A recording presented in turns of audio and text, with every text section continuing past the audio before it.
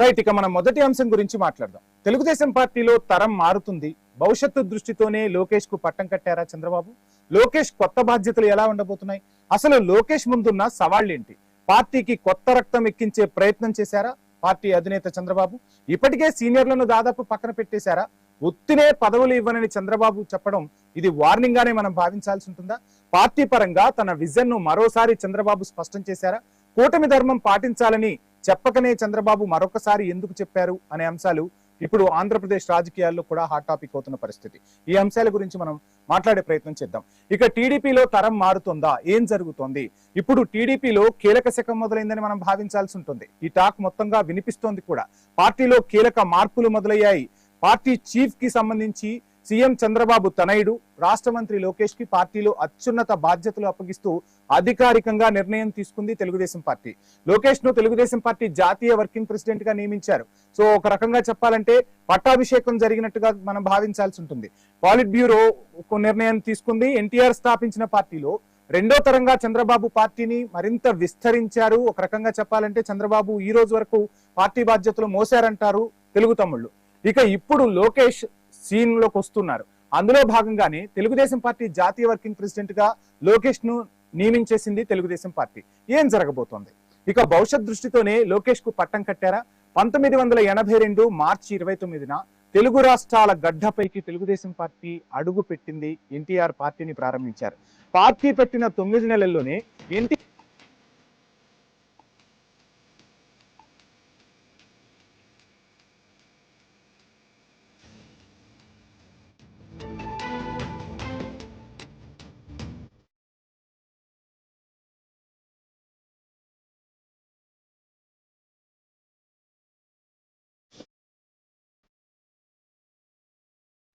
మనకి గల్లీ పాలిటిక్స్ తెలుసు, ఢిల్లీ పాలిటిక్స్ కూడా బాగా అర్థమవుతుంది.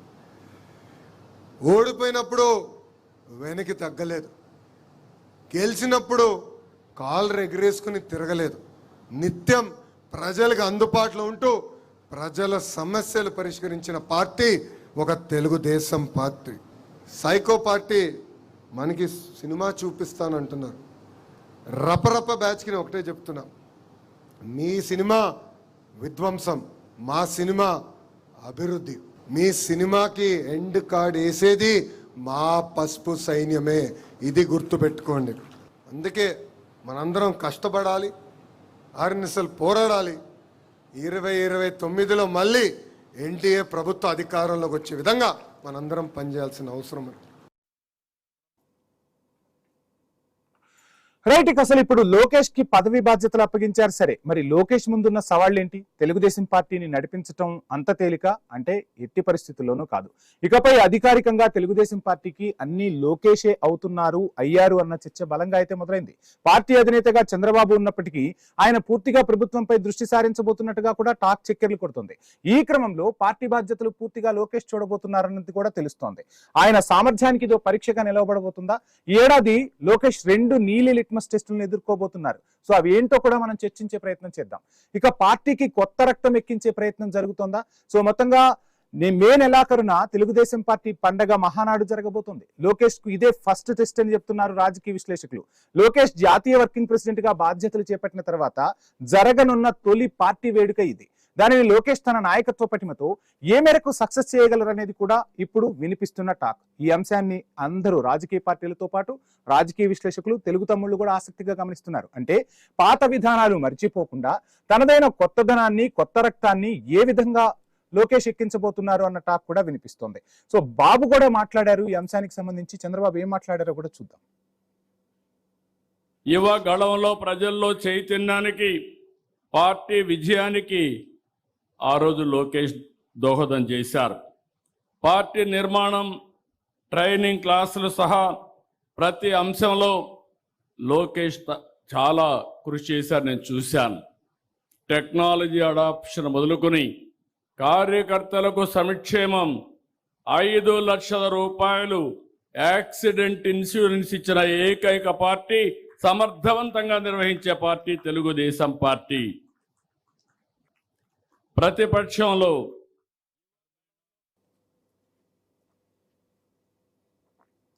రైట్, మరి తెలుగుదేశం పార్టీలో చాలా మంది సీనియర్లు ఉన్నారు కదా, మరి ఆ సీనియర్ల పరిస్థితి ఏమవ్వబోతుంది ఈ అంశం గురించి కూడా మాట్లాడదాం. పార్టీ 44 ఏళ్ల చరిత్రలో ఎంతో మంది సీనియర్లు పార్టీని పట్టుకుని నేటికి కొనసాగుతున్నారు. చంద్రబాబు ప్రభుత్వంలో కూడా సీనియర్ మంత్రులుగా చేసిన వారు చాలా మంది నేటికి పార్టీలో ఉన్నారు, యాక్టివ్ గా ఉన్నారు. అలాంటి వారి పరిస్థితి ఇప్పుడు ఏ విధంగా ఉండబోతుంది, వారి సేవలు ఏ విధంగా ఉపయోగించబోతున్నారు, వాళ్ళ పేర్లేమో గానీ సీనియర్లు లోకేష్ నాయకత్వాన్ని ఎంతవరకు ఆమోదించే అవకాశాలు ఉన్నాయా, లోకేష్ ఆధ్వర్యంలో పనిచేయడానికి వాళ్ళకి ఎటువంటి అభ్యంతరాలు ఉండకుండా ఉంటాయా అన్న చర్చ కూడా సాగుతుంది. మరి దీన్ని లోకేష్ ఏ విధంగా అధిగమించబోతున్నారో కూడా చూద్దాం.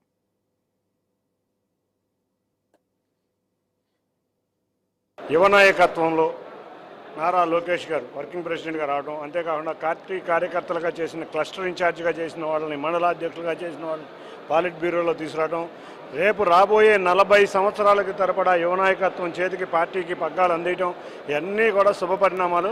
తప్పకుండా రేపు రాబోయే పాలనలో పార్టీ దిగ్విజయంగా ముందుకు వెళ్లే విధంగా ఇవాళ రాష్ట్ర కార్యవర్గం ఏర్పాటు చేయడం జరిగింది. యువ నాయకత్వంలో back to prime time debate. ఉత్తిగానే ఎవరికి పదవులు ఇవ్వనని చంద్రబాబు చెప్పడం వార్నింగ్ గానే చూడాల్సి ఉంటుందా? ఎందుకు చంద్రబాబు ఆ మాట అనాల్సి వచ్చింది? పార్టీ క్యాడర్ కు చంద్రబాబు మొదటి నుంచి కూడా చురకలు అంటిస్తూనే వస్తూ ఉన్నారు. ఈసారి మరీ ఎక్కువగా చురకలు అంటిస్తూ వస్తున్నారా? చాలా జాగ్రత్తలు కూడా తీసుకుంటున్నారు. ఎవరు గీత దాటినా గట్టి వార్నింగ్ ఇచ్చేస్తున్నారు పార్టీ అధినేత. ఎవరు చేసినా పదవుల కోసమే చేస్తారన్న టాక్ కూడా ఉంది. అలాంటిది చంద్రబాబు నేతలకు గట్టి వార్నింగ్ ఇస్తూ ఉన్నారు. పార్టీలో షో చేస్తే ఇక వారికి భవిష్యత్తే ఉండదంటున్నారు. కష్టపడితేనే పదవులు ఇస్తామన్న సంకేతాన్ని క్యాడర్లోకి బలంగా పంపే ప్రయత్నం తెలుగుదేశం పార్టీ చేస్తుందా? ఈ అంశం గురించి కూడా మనం మాట్లాడదాం. పార్టీ పరంగా తన విజన్ ను మరోసారి స్పష్టం చేశారా? చంద్రబాబు అంటేనే విజన్ గుర్తుకొస్తుంది. మరొకసారి తన విజన్ ఏంటో చంద్రబాబు పార్టీ శ్రేణులకు చెప్పే ప్రయత్నం చేశారా? ఒకసారి చంద్రబాబు నాయకత్వం గురించి మనం పరిశీలిస్తే తెలుగుదేశం పార్టీ చంద్రబాబు హయాంలో 6 సార్లు ఎన్నికలకు వెళ్ళింది. 3 సార్లు గెలిచింది, 3 సార్లు ఓటమిని చవిచూసింది. ఇందులో 2004, 2009లో వరుస ఓటములు చంద్రబాబు రాజకీయంలో చాలా కీలక పాత్ర పోషించాయి. వరుస విజయాలు మాత్రం చంద్రబాబు ఏ రోజు దక్కించుకోలేదు. దీంతో ఆ లోటును 2029 విజయంతో లోకేష్ తీర్చబోతున్నారా లేదా ఏం జరగబోతుంది అనేది కూడా ఆసక్తిగా మారింది. ఈ ఎన్నికల్లో కనుక, అంటే రాబోయే ఎన్నికల్లో తెలుగుదేశం పార్టీ ఘన విజయం సాధిస్తే అది తెలుగుదేశం పార్టీకి లోకేష్ ఒక సరికొత్త చరిత్ర రాసినట్టే అవుతుంది. అది మరో చరిత్ర కూడా అవుతుంది తెలుగుదేశం పార్టీకి. చూద్దాం ఏం జరగబోతుంది అనేది.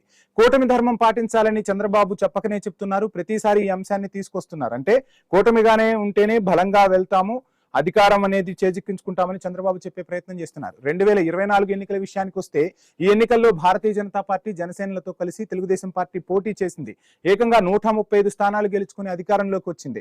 చంద్రబాబు మొదటి నుంచి కూటమి ధర్మాన్ని పాటించాలని చెప్తూనే ఉన్నారు. ఇప్పుడు అదే ధర్మాన్ని వల్లవేస్తూ ఉన్నారు.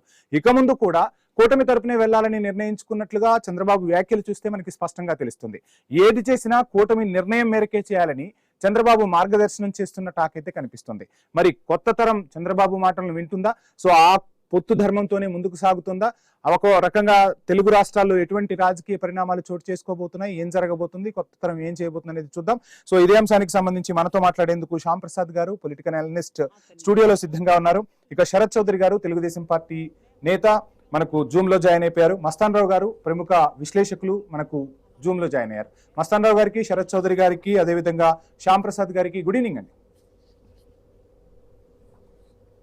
Good evening. Yeah, Shyam Prasad గారు, మీ నుంచే స్టార్ట్ చేస్తాను. తెలుగుదేశం పార్టీ ప్రస్థానం మొత్తం చూస్తే, అంటే ఒక కొత్త నాయకుడిగా లోకేష్ పార్టీకి పట్టం కట్టారు, పార్టీ బాధ్యతలు లోకేష్ తీసుకున్నారు.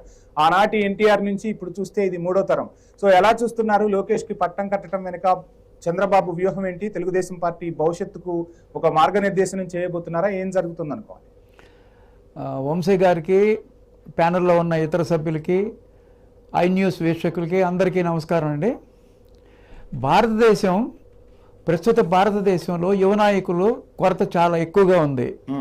మన ఆంధ్రప్రదేశ్లో మన నాయకుడు, మన తెలుగుదేశం నాయకుడు చంద్రబాబు నాయుడు గారు సారథ్యం వహిస్తున్న టీడీపీలో రీసెంట్గా, అంటే మొత్తం పార్టీ పునర్వ్యవస్థీకరణ, అంటే వాళ్ళ వర్గాన్ని, వాళ్ళ పాలిట్ బ్యూరోని సభ్యుల్ని మొత్తంగా కొత్తగా నియమించారు. దాంట్లో వర్కింగ్ ప్రెసిడెంట్గా యువ నాయకుడిని లోకేష్ని నియమించారనమాట. నిన్నే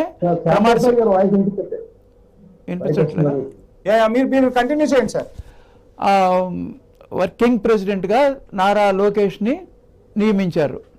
అది చాలా శుభపరిణామం తెలుగుదేశానికి. ఎందుకంటే 44 సంవత్సరాల చరిత్ర ఉంది తెలుగుదేశం పార్టీకి. తెలుగుదేశం పార్టీ స్థాపించి 82లో మార్చిలో స్థాపించారు. అప్పుడు కొత్తగా స్థాపించినప్పుడు ఎన్టీ రామారావు గారు యువరక్తాన్నే తీసుకొచ్చారు పార్టీలోకి. ఎక్కడ చూసినా ఇవాళ మన ఆంధ్రప్రదేశ్ స్పీకర్గా ఉన్న అయ్యన్న పాత్రుడు గారు ఆ రోజు ఆయనకి 25 ఇయర్స్ అనమాట. అంటే ఆయన యొక్క కష్టము, ఆయన ప్రజలతో మమేకమవటము, ప్రజల సమస్యలు పరిష్కరించడము, గొప్ప నాయకుడిగా అయ్యి ఇవాళ ఆంధ్రప్రదేశ్లో స్పీకర్గా అయ్యే తీసుకొచ్చారనమాట. ఇవాళ ముఖ్యంగా మనం మాట్లాడుకోదలుచుకుంది ఏంటంటే పార్టీకి వర్కింగ్ ప్రెసిడెంట్గా నారా లోకేష్ను తీసుకొచ్చడం చాలా శుభపరిణామం తెలుగుదేశానికి.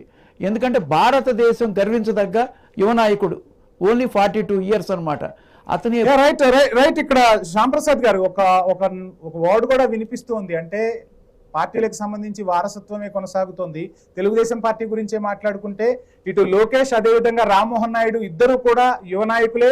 ఇద్దరు కూడా వాక్పటిమ కానీ, ఇద్దరి స్వభావం కానీ, ప్రజలతో మమేకమయ్యే విధానంలో కానీ ఇద్దరు ఎక్కడా తీసిపోరు. సో కానీ వారసత్వంగానే లోకేష్ కు పదవి వచ్చిందా, లేదంటే ఏమైనా ప్లస్ ఆర్ మైనస్ ఈక్వేషన్ లో లోకేష్ కు పదవి వచ్చింది అనుకోవాలా, ఎలా చూడాలంట? చాలా మంచి ప్రశ్న అండి. ఇద్దరు అద్భుతమైన నాయకులు అండి. రామ్మోహన్ నాయుడు చాలా అద్భుతమైన నాయకుడు. పార్లమెంట్లో గత 3rd టైం లోక్సభలో ఎన్నికయ్యాడు, మినిస్టర్గా కూడా వచ్చారు. ఇప్పుడు అంత యంగ్స్టర్ అనమాట.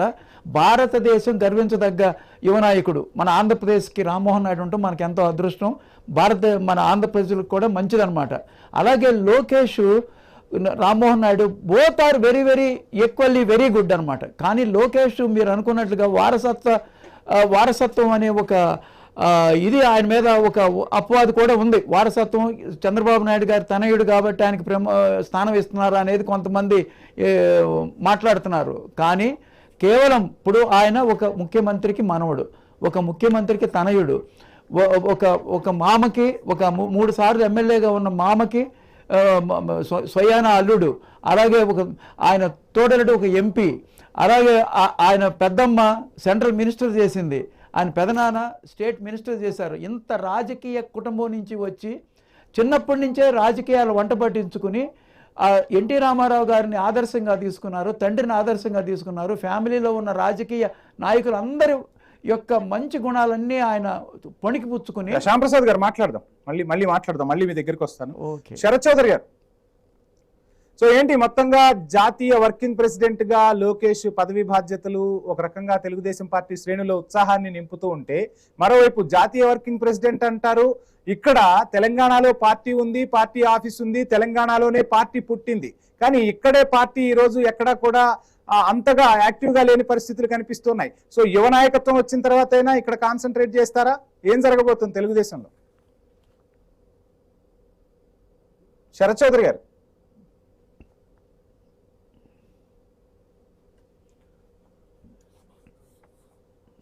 మస్తాన్ రావు గారి దగ్గరికి వెళ్దాం. మస్తాన్ రావు గారు నమస్కారం. నమస్తే సార్. ఏంటి నా క్వశ్చన్ అర్థమైందా సార్ మీకు? మొత్తంగా జాతీయ వర్కింగ్ ప్రెసిడెంట్ అంటారు, జాతీయ స్థాయిలో ప్లీజ్ చెక్.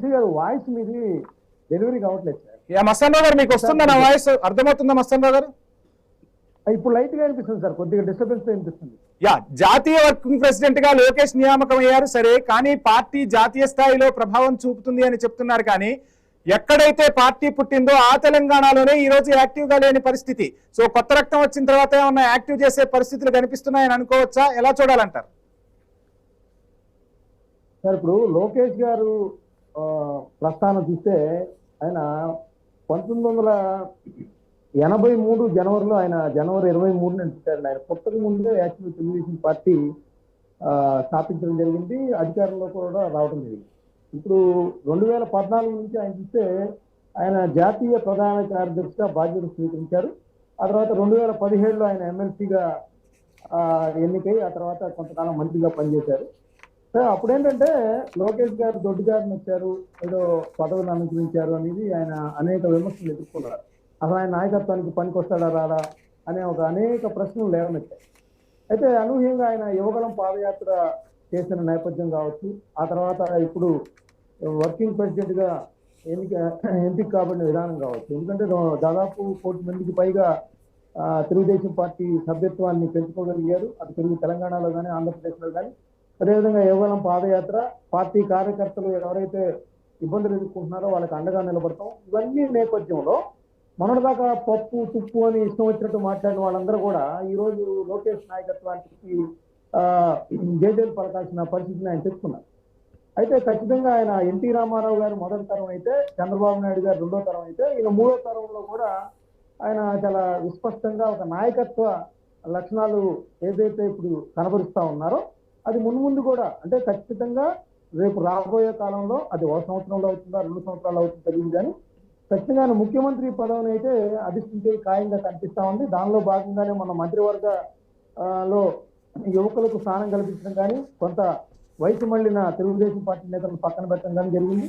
అయితే తెలుగుదేశం పార్టీ ఎప్పుడూ లేని విధంగా అధికారంలో ఉన్నప్పుడు జంబో కార్యవర్గాన్ని ఎప్పుడు ప్రకటించేవాళ్ళు కాదు. 250 మంది కార్యవర్గాలు అటు రాష్ట్రం కానీ జాతీయ పరంగా కానీ ప్రకటించడం అంటే ఖచ్చితంగా తెలుగుదేశం పార్టీ ఈ కూటమి నేపథ్యంలో చాలా శక్తివంతంగా తయారు చేయాలనే ఒక సుదీర్ఘ లక్ష్యం కనిపిస్తా ఉంది. ఆ లక్ష్యానికి అనుగుణంగా ఆయన అడుగులు వేస్తా ఉన్నారు. పైగా పొత్తు ధర్మాన్ని కూడా పాటిస్తూనే తెలుగుదేశం పార్టీని శక్తివంతంగా తీర్చిదిద్దాలనే ప్రయత్నంలో భాగంగా ఈ రోజు ఆయనకి వర్కింగ్ ప్రెసిడెంట్ కూడా కట్టబెట్టారని చెప్తా ఉన్నారు. ఖచ్చితంగా చంద్రబాబు నాయుడు గారు భవిష్యత్తులో జాతీయ రాజకీయాల్లోకి వెళ్లే అవకాశాలు అయితే స్పష్టంగా కనిపిస్తున్నాయి. ఆయన లోకేష్ పదవి బాధ్యతలు స్వీకరించే నిర్ణయానికి అనుగుణంగానే ఇప్పుడు అన్ని కూడా పార్టీ మార్పులు కానీ మొత్తంగా పావులు కదుపుతున్నారంటారు. లోకేష్ పట్టాభిషేకానికి ఇవన్నీ పావులు కదుపుతున్నారంటారు. మస్తాన్ గారు, మళ్ళీ మీ దగ్గరికి వస్తాను. శ్యామ్ ప్రసాద్ గారు, మొత్తంగా చూస్తున్నాం. సో అంటే ఒక పార్టీకి సంబంధించి బాధ్యతలు తీసుకోవటం, ఆ తర్వాత పరిణామాలు మారుతూ ఉంటాయి, రాజకీయంగా ఎదుర్కోవాల్సి ఉంటుంది. ఒకప్పటి రాజకీయానికి ఇప్పటి రాజకీయానికి చాలా తేడా వచ్చింది. ఒకప్పుడు పార్టీకి అంత విధేయంగా ఉండేవాళ్ళు, నాయకులు కూడా విధేయంగా ఉండేవాళ్ళు.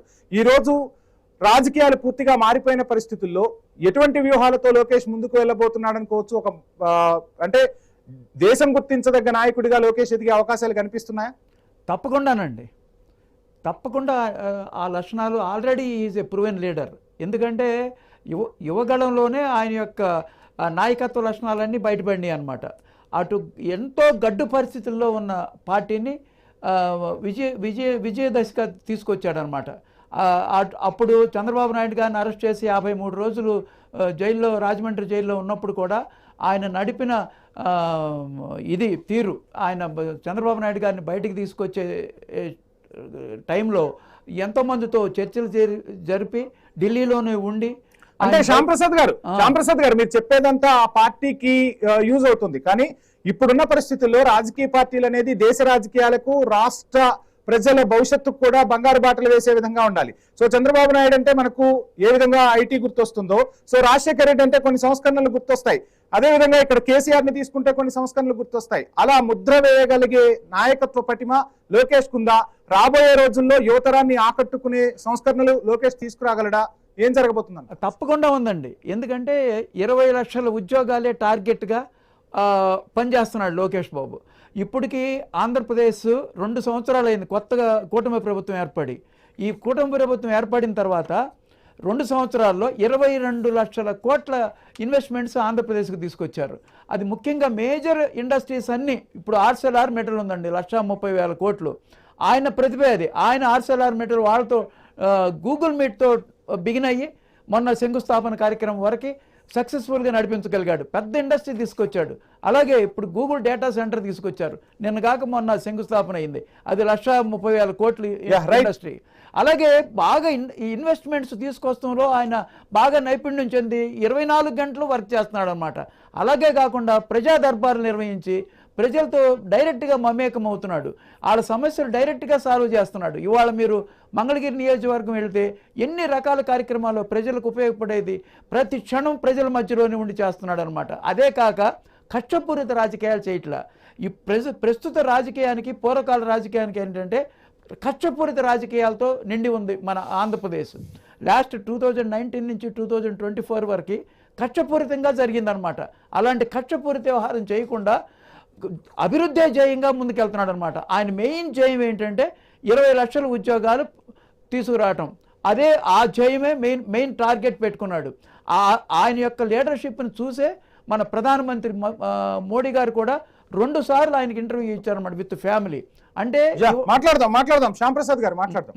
ఒకసారి నేను మస్తాన్ రావు గారి దగ్గరికి వెళ్తాను. మస్తాన్ రావు గారు, మనం చూస్తున్నాం అంటే ఇటు చంద్రబాబు అవ్వచ్చు, లేదంటే కేసీఆర్ అవ్వచ్చు, రేవంత్ అవ్వచ్చు, చాలా మంది నాయకులు వస్తున్నారు, అండ్ రాజశేఖర రెడ్డి అవ్వచ్చు. జాతీయ స్థాయిలో తెలుగు రాష్ట్రాల ప్రయోజనాల గురించి మాట్లాడాల్సిన అవసరం ఉంటుంది. దక్షిణాదికి సంబంధించి కూడా ఒక ఐకానిక్ లీడర్ గా నిలబడాల్సిన పరిస్థితులు కనిపిస్తూ ఉంటాయి. సో ఏంటి భవిష్యత్తులో ఆ ప్లేస్ ని రీప్లేస్ చేసే సత్తా ఎవరికి ఉందంటారు? సో లోకేష్ ఆ స్థాయిలో 2 తెలుగు రాష్ట్రాలకు సంబంధించి ఇప్పుడు చంద్రబాబు నాయుడు చాలా మంది ఢిల్లీ ముఖ్య నేతలతో మాట్లాడటం కానీ, అక్కడ ప్రభుత్వాలను ఏర్పాటు చేయడంలో కానీ కీలక పాత్ర పోషించిన సందర్భాలను చూసాం. భవిష్యత్తులో కూడా అంత నాయకత్వ పటిమ ఉంటుందని మనం ఎక్స్పెక్ట్ చేయొచ్చా? ఖచ్చితంగా అండి. ఇప్పుడు చంద్రబాబు నాయుడు గారు ఏ విధంగా అయితే సక్సెస్ఫుల్ గా ఆయన తెలుగుదేశం పార్టీని ఎన్టీఆర్ లేని సమయంలో కానీ, అంటే నాయకత్వ మార్పు 95లో జరిగింది. కొంతమంది విమర్శకులు కూడా ఆయన వెళ్ళిపోతున్నారు అంటారు. అయినా కూడా ఆయన తెలుగుదేశం పార్టీని శక్తివంతంగా అనేక ఒడిదుడుకులు సంక్షోభాల నుంచి గట్టెక్కించారు. సో అదే విధంగా ఇప్పుడు 2014లో వచ్చేసరికి తెలుగుదేశం పార్టీ చాలా బలహీనపడిపోయిన పరిస్థితుల్లో ఆయన అనూహ్యంగా తిరిగి అధికారంలో సాగింది. అదేవిధంగా 2019లో 23 స్థానాలతో చతికిలబడ్డా కూడా మళ్ళీ 164 స్థానాలు కూటమి ద్వారా తెచ్చుకోగలిగిన కెపాసిటీ, ఒంటరిగా 135 స్థానాలు తెచ్చేలాగా అత్యంత శక్తివంతంగా తెలుగుదేశం పార్టీని చేసింది. దీనిలో లోకేష్ గారి పాత్ర కూడా ఉంది. నాయకత్వం అంటే ఆయన తండ్రి చాటు బిడ్డగా మొన్నటి వరకు ఉన్నా కూడా ఇటీవల కాలంలో ఆయన సభ్యత్వాలు కావచ్చు, కొన్ని కేంద్ర స్థాయిలో మంత్రులని, ప్రధానమంత్రిని కలవటం కావచ్చు, మన రాష్ట్రానికి కావాల్సిన, ఇప్పుడు మీరు చెప్పారు ఇందాక ప్రస్తావించారు రిమార్క్స్ లో, ఏంటి అనేక రకమైన ఆచరణ